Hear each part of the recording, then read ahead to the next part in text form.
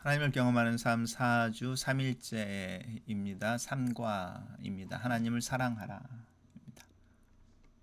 하나님께서는 당신과 사랑의 관계를 추구하기 위해 주도권을 잡으십니다. 그러나 이 사랑의 관계는 일방적인 관계가 아닙니다. 하나님은 당신이 하나님을 알고 예배하기를 원하십니다. 무엇보다 하나님을 사랑하기를 원하십니다. 자, 왼쪽에 있는 구절을 읽고 다음 질문에 답해 보십시오.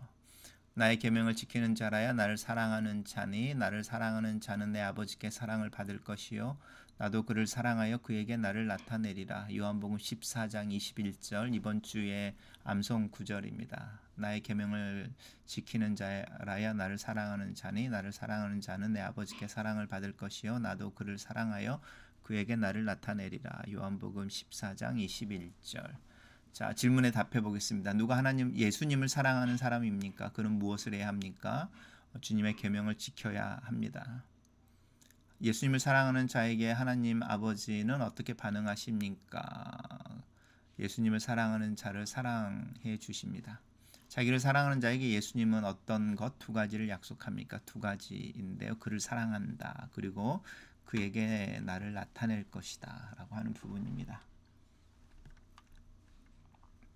자, 예수님은 너희가 나를 사랑하면 내 계명을 지키라고 하셨습니다. 그러므로 당신이 예수님께 순종하는 것은 예수님을 사랑하고 의지한다는 표현입니다. 아버지는 그의 아들을 사랑하는 자들을 사랑하십니다. 자기를 사랑하는 자들을 예수님도 사랑하시고 그들에게 자신을 나타내겠다고 말씀하셨습니다. 순종은 당신이 하나님을 사랑하는 것을 밖으로 나타내는 것입니다. 너희가 나를 사랑하면 나의 계명을 지키라고 명령하셨습니다. 주님은 우리가 예수님께 순종하는 것은 예수님을 사랑하고 의지한다는 표현입니다. 아버지는 그의 아들 예수님을 사랑하는 자들을 사랑하십니다. 자기를 사랑하는 자들에게 예수님도 그들을 사랑하고 그들에게 자신을 나타내겠다고 말씀하십니다. 사랑과 순종에 대한 보상은 예수님이 당신에게 자신을 나타내시는 것입니다. 예수님은 오직 생애를 통해서 당신에게 한 표본을 제시하셨습니다. 예수님께서 말씀하셨습니다. 오직 내가 아버지를 사랑하는 것과 아버지께서 명령하신 대로 행하는 것을 세상이 알게 하려 함이로다. 요한복음 14장 31절입니다. 예수님은 아버지의 모든 명령을 준행하셨습니다. 예수님은 순종함으로 아버지에 대한 그의 사랑을 보여주셨습니다. 당신은 어떻게 하나님께 대한 당신의 사랑을 보여줄 수 있습니까? 예수님이 하셨던 것처럼 하나님의 말씀에 순종함으로 하나님에 대한 나의 사랑을 보일 수 있습니다. 쉬운 일은 아닌 것 같아서요. 요즘 시간이 지날수록 사랑합니다라고 고백하는 것이 더 어려워지는 것 같습니다. 하나님과의 사랑의 관계는 당신이 하나님께 순종함으로 사랑을 나누는 것을, 사랑을 표현하는 것을 요구합니다. 이것은 명령을 그대로 따르는 것뿐만 아니라 그 명령의 동기를 알아 그것을 따르는 것도 포함합니다. 당신이 순종하는 데 문제를 가지고 있다면 사랑에도 문제를 가지고 있는 것입니다. 당신의 관심을 하나님의 사랑에 집중하십시오. 당신이 순종하는 데 문제를 가지고 있다면 사랑에도 문제를 가지고 있는 것입니다. 네, 찔리는 구절인 것입니다. 네. 하나님의 본질은 사랑이십니다. 이제 성경에 하나님에 대해서 definition이라고 좀 그렇지만 God is 이렇게 나오는 문장이 몇 개가 있습니다. 대표적인 게 이제 요한복음 4장에 나오는 이제 하나님은 영이시니 God is Spirit인 거죠. 그리고 그 Spirit에 대한 우리의 반응이 하나님을 진정으로 신령으로 예배하는 것입니다. 또 다른 구절이 요한 1서에 이제 나오는데요. 이제 하나님은 빛이십니다. God is light인 거죠. 그래서 그 light 앞에 설 때 숨길 것이 없다. 다 드러난다라고 하는 부분이고요. 그 다음에 이제 God is love라고 하는 하나님은 사랑입니다라고 하는 부분이고요. 이 사랑만큼은 이제 사랑이신 예수 하나님처럼 너희도 사랑해야 한다. 이제 예수님이 자기의 목숨을 내어준 것까지 사랑한 것처럼 너희도 이렇게 이제 하나님을 닮은 자로서 하나님 앞에 실천과 순종에 대한 요청이 하나님의 사랑과 연관되어져 있습니다. 하나님 자신의 본질과 상반되게 일하실 수 없습니다. 하나님은 완전한 사랑의 표현 없이 당신을 향한 자신의 뜻을 결코 당신의 인생에 나타내지 않으실 것입니다. 완전한 사랑의 표현 없이 당신을 향한 자신의 뜻을 결코 당신의 인생에 나타내지 않을 것입니다. 무슨 말이냐면 하나님이 우리를 사랑하시기 때문에 우리에게 뭔가를 요청하신다. 이렇게 해석할 수도 있을 것 같습니다. 하나님은 절대로 당신에게 차선의 것을 주시지 않습니다. 그분은 본질상 그렇게 하실 수 없습니다. 죄에 빠져서 계속 하나님을 대적하는 사람들에게 하나님은 연단과 심판과 진노를 가져다 주십니다. 그러나 하나님의 연단은 항상 사랑에 근거합니다. 하나님의 본질이 사랑이기 때문에 저는 하나님이 어떤 방식으로 자신을 나타내시든지 그것이 항상 최선임을 확신합니다. 아래의 두 성경 구절은 우리를 향한 하나님의 사랑을 잘 나타내고 있습니다. 재미있죠. 이게 요한복음 3장 16절, 요한일서 3장 16절. 장과 절이 같고요. 저자도 사실은 같죠. 요한복음, 요한일서. 하나님 세상을 처럼 사랑하사 독생자를 주셨으니 그가 우리를 위하여 목숨을 버리셨으니 우리가 이로써 사랑을 알고 하나님은 사랑이시라. 하나님의 사랑의 본질에 대한 당신의 믿음은 결정적인 것입니다. 이것이 제 인생에 강력한 영향을 주어 왔습니다. 저는 절대로 십자가가 없는 환경을 바라보지 않습니다. 하나님과 저의 관계가 저의 하는 모든 일을 결정합니다. 하나님과 저의 관계가 제가 하는 모든 일을 결정합니다. 저는 절대로 십자가 없이 환경을 바라보지 않습니다. 하나님의 사랑의 표현이라고 하는 하나님의 사랑 이렇게 완전하게 드러난 그 현장, 그것에 대한 믿음 없이는 환경, 내가 처해 있는 현실을 이해하려고 애쓰지 않는다. 자, 다음 빈칸을 채워보십시오. 하나님은 사랑이시다. 하나님의 뜻은 항상 최선이다. 아니면은 어떻게 쓸 수 있을까요? 최선이다. 저는 그렇게 하나님은 사랑이시다. 하나님의 뜻은 항상 최선이다. 현재 당신과 하나님의 관계는 당신이 하나님에 관해서 무엇을 믿고 있는가를 드러냅니다. 당신이 한 가지를 믿으면서 다르게 행동하는 것은 영적으로 불가능합니다. 진정으로 하나님이 사랑이심을 믿는다면 당신은 하나님의 뜻이 최선이라는 사실 또한 받아들일 것입니다. 하나님은 본질적으로 전지하십니다. 즉 모든 것을 다 아십니다. 하나님은 모든 지식을 갖고 계십니다. 다시 말해 과거, 현재, 미래 그 무엇도 하나님의 지식의 범주를 벗어나지 못합니다. 그러므로 언제든지 하나님이 당신에게 자신을 나타내실 때 그분의 인도하심은 항상 옳습니다. 그분의 인도하심은 항상 옳습니다. 당신은 하나님께 여러 가지 길을 보여달라고 기도한 적이 있습니까? 그래서 당신이 가장 좋은 것을 고를 수 있도록 해달라고 말입니다. 하나님이 도대체 몇 가지를 보여주셔야 당신이 옳은 길을 갈 수 있습니까? 하나님은 언제나 맨 처음에 옳은 것을 주십니다. 하나님은 언제나 맨 처음에 옳은 것을 주십니다. 자, 다음에 빈칸을 채워보겠습니다. 하나님은 땡땡땡이다. 하나님의 인도하심은 항상 하나님은 사랑이시다. 하나님의 인도하심은 항상 최선이다. 언제든지 하나님이 지시를 내리시면 그것은 항상 옳습니다. 하나님의 뜻은 항상 최선입니다. 당신은 하나님의 뜻이 최선인가 혹은 옳은가를 절대로 물어볼 필요가 없습니다. 그것은 항상 최선이고 옳은 것입니다. 그분이 당신을 사랑하시며 전능하신 분이시기 때문입니다. 하나님은 당신을 완전하게 사랑하시기 때문에 당신은 하나님을 믿고 그분께 철저하게 순종할 수 있습니다. 하나님은 전능하십니다. 즉 못하시는 것이 없습니다. 하나님은 무에서 천지 만물을 창조하셨습니다. 하나님은 목적하신 모든 것을 이루실 수 있습니다. 하나님이 당신에게 무엇을 하라고 명령하신다면 그분이 당신에게 그것을 행할 힘도 주실 것입니다. 이것에 관해서는 5과에서 더 자세히 살펴보겠습니다. 하나님은 전지하시다. 그래서 우리의 과거, 현재, 미래의 모든 것을 알고 계신다. 그 하나님이 우리에게 어떤 것을 명령하실 때 그것은 항상 최선이다. 하나님은 전능하셔서 우리에게 뭔가를 요청하시고 하라고 하실 때에 우리가 그것을 행하는 힘 또한 주신다. 라고 하는 부분입니다.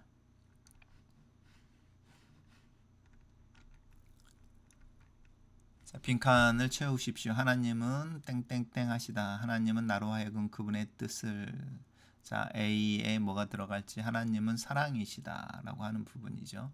하나님은 나로 하여금 그분의 뜻을 행하실 수 있게 할 수 있다. 이렇게 하나님은 사랑이시다. 그의 인도하심은 항상 최선이다. 네, 하나님은 전지하시다. 그래서 하나님의 인도하심은 항상 옳다.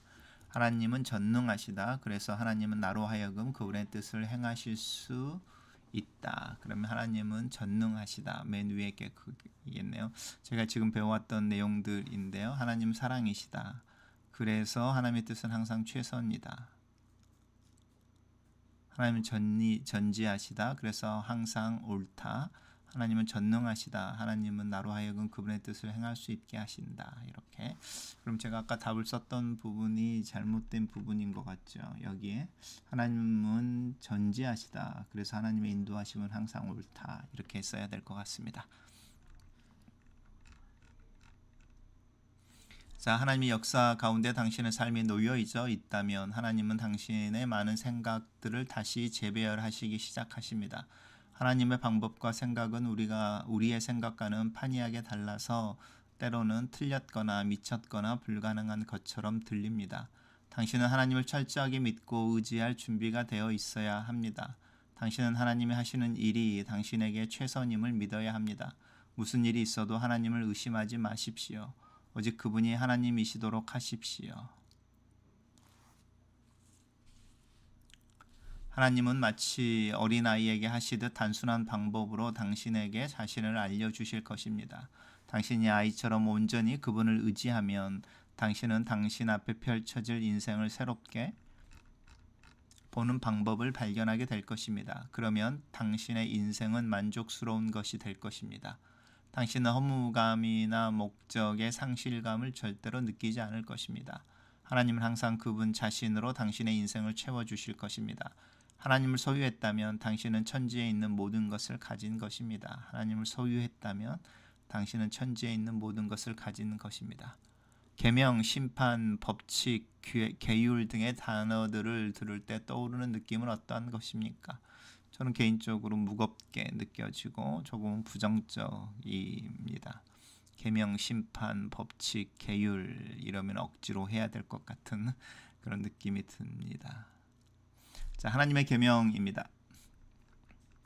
하지만 하나님의 계명은 하나님의 사랑의 본질의 표현입니다. 신명기 10장 12절 13절에서 하나님은 계명이 우리를 위한 것이다 라고 말씀하십니다. 이스라엘아, 내 하나님 여호와께서 내게 요구하시는 것이 무엇이냐? 곧 내 하나님 여호와를 경외하여 그의 모든 도를 행하고 그를 사랑하며 마음을 다하고 뜻을 다하여 내 하나님 여호와를 섬기고 내가 오늘 내 행복을 위하여 내게 명하는 여호와의 명령과 규례를 지킬 것이 아니냐.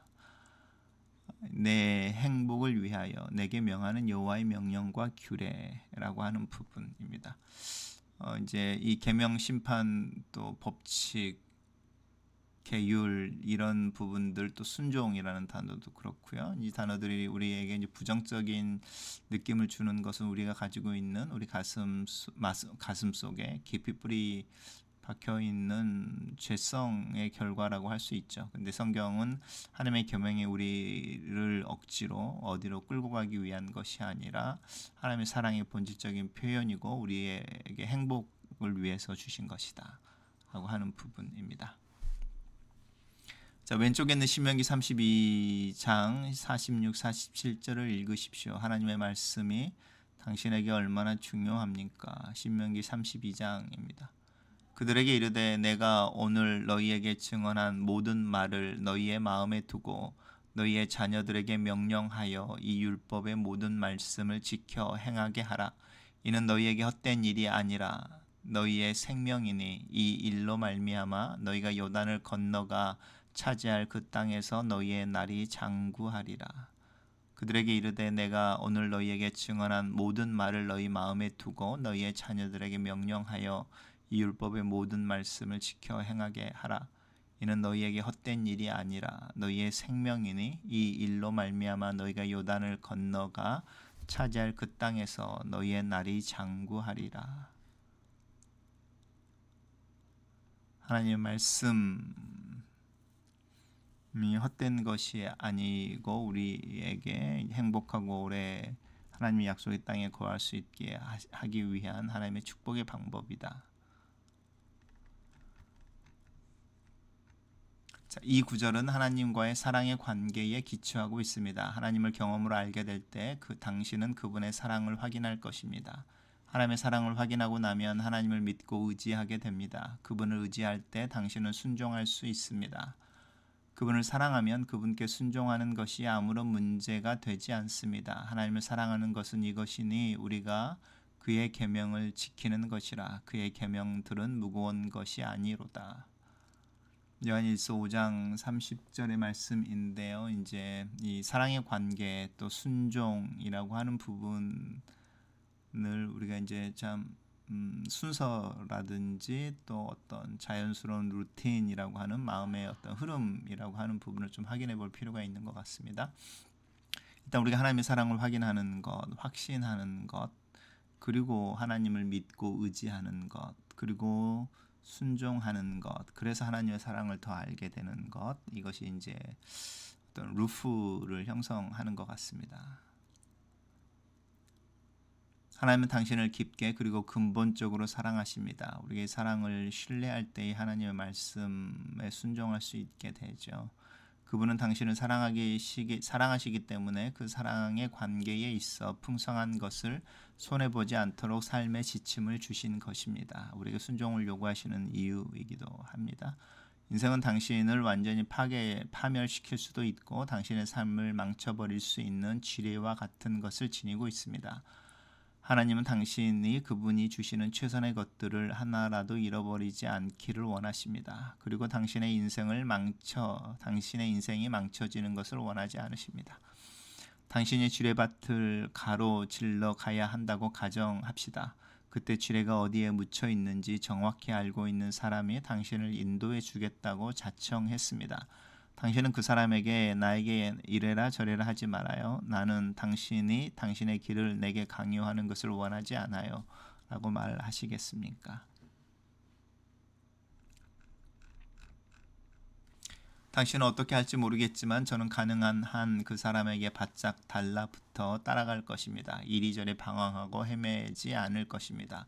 그가 나를 인도하는 지침이 되어 나의 생명을 지켜줄 것입니다. 그는 아마도 이렇게 말할 것입니다. 그쪽으로 가면 안 돼요. 그 길은 당신을 죽음으로 몰아넣을 것입니다. 이쪽으로 오세요. 그러면 당신은 살 것입니다.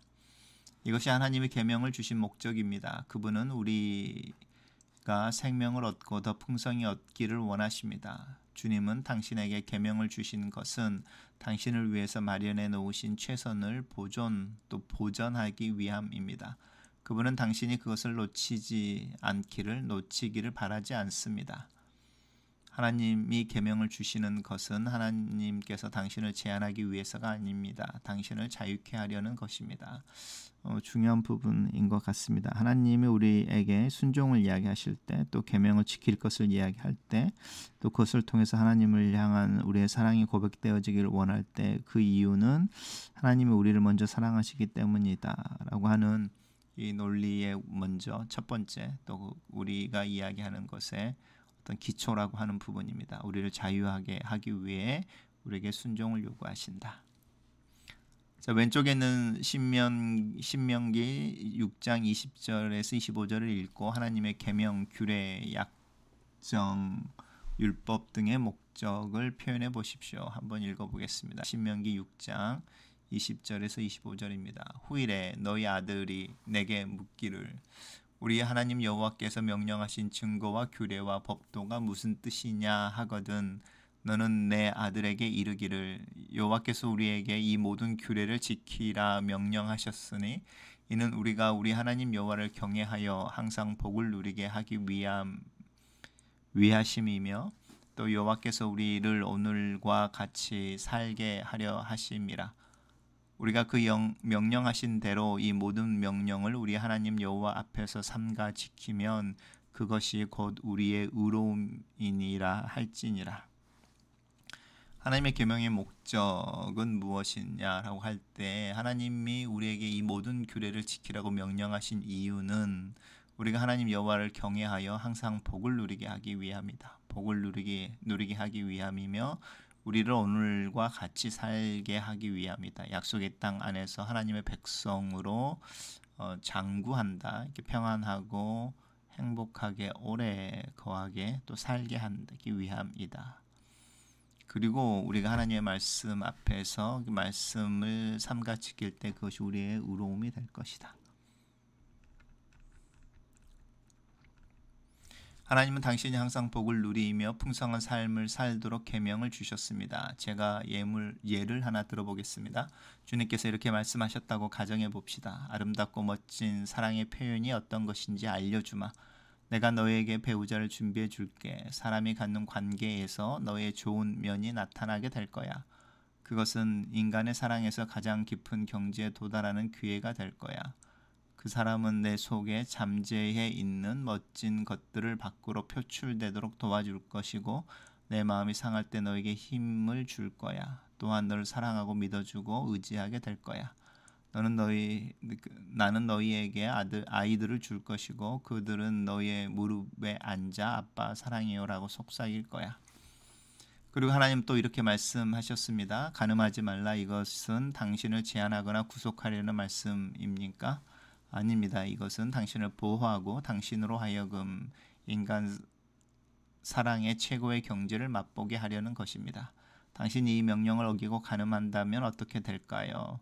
남편과 아내의 사랑의 관계에는 금이 갑니다. 신뢰는 없어집니다. 아픔이 자리를 잡습니다. 죄책감과 괴로움이 몰려듭니다. 아이들까지도 당신을 대하는 태도가 달라질 것입니다. 상처는 당신과 당신의 배우자가 누릴 수 있는 미래의 사랑의 관계를 심히 제한할 것입니다. 하나님의 계명은 당신의 인생을 최선으로 인도하기 위해 계획된 것입니다. 그러나 당신이 그분을 믿고 의지하지 않으면 그분께 순종할 수 없습니다. 당신이 그분을 사랑하지 않으면 그분을 믿을 수 없습니다. 당신이 그분을 알지 못하면 그분을 사랑할 수 없습니다. 그러나 하나님께서 당신에게 자신을 계시하시는 대로 당신이 그분을 알게 되면 그분을 사랑하게 될 것입니다. 당신이 그분을 사랑하면 그분을 믿고 의지할 것입니다. 당신이 그분을 믿고 의지하면 그분께 순종할 것입니다. 하나님은 사랑이십니다. 그분이 사랑이시기 때문에 당신을 향한 그분의 뜻은 항상 최선입니다. 그분은 전지하시기 때문에 그분의 지침은 항상 옳습니다. 그분의 계명은 항상 당신이 복을 누리고 풍성한 삶을 살도록 인도합니다. 당신이 그분을 사랑하면 그분께 순종할 것입니다. 순종하지 않으면 그분을 진정으로 사랑하는 것이 아닙니다. 자, 오늘 배운 것을 복습해 보겠습니다. 오늘 학습한 내용 중에 하나님께서 주신 구절 또 성구 하나나 둘쯤을 지적해 주시기를 기도하십시오. 그리고 해당되는 것에 밑줄을 긋고 아래의 질문에 답해 보십시오. 살아계신 하나님, 다시 오늘의 교재를 공부한 내용을 살펴볼 때에 제 마음에 성구 또 구절을 주십시오. 그 구절을 붙잡고 오늘 하루 묵상하고 또 그것을 암송하며 또 삶에 적용하기 위해 애쓰며 하루를 살게 도와주시옵소서. 예수님 이름으로 기도합니다. 아멘. 자, 교재를 위로 한번 넘어가 보겠습니다.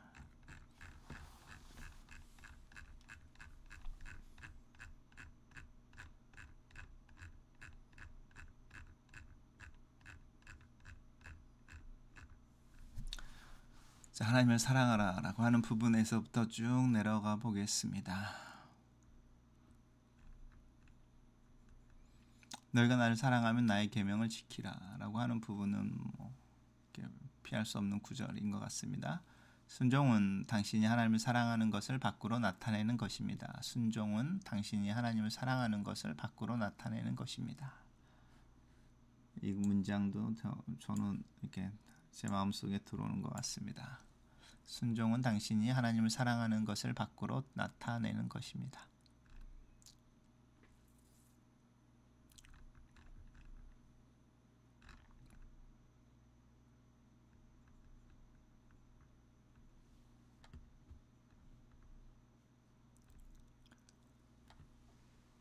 요한일서 3장 16절, 요한복음 3장 16절도 기억할 만한 구절입니다. 하지만 저는 계속해서 순종은 하나님을 사랑하는 것을 밖으로 나타내는 것이다. 그 부분을 선택했습니다. 그리고 이제 쭉 내려가서 오늘 이제 배운 세 가지인데, 하나님 사랑이십니다. 그래서 우리에게 최선의 것을 주십니다. 인도하십니다. 하나님은 전지하십니다. 그래서 하나님의 말씀 인도하시는 것은 옳습니다. 그리고 하나님은 전능하십니다. 그래서 그 일을 할 수 있도록 능력을 주십니다. 라고 하는 구절이었는데요. 그 구절을 정리해서 같이 한번 해보겠습니다. 여기 있습니다. 이제 하나님은 사랑이십니다. 그래서 하나님의 뜻은 항상 최선입니다. 하나님은 전지하십니다. 그래서 하나님의 인도하심은 항상 옳습니다. 이렇게, 네, 이렇게 연결되는 것 같습니다. 하나님은 전능하시다. 그래서 하나님은 나로 하여금 그분의 뜻을 행할 수 있게 하신다. 이 부분입니다. 저는 이 두 가지 이렇게 하나님을 향한 순종이 하나님을 향한 내 사랑을 밖으로 드러내는 것이다.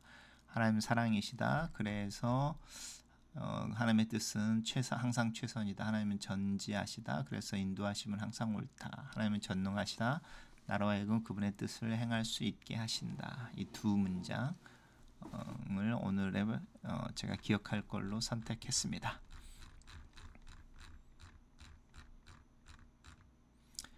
자, 위의 구절이나 손구를 하나님께 대한 당신의 기도로 바꾸십시오. 네, 살아계신 하나님의 사랑을 깊이 신뢰할 수 있기를 원합니다.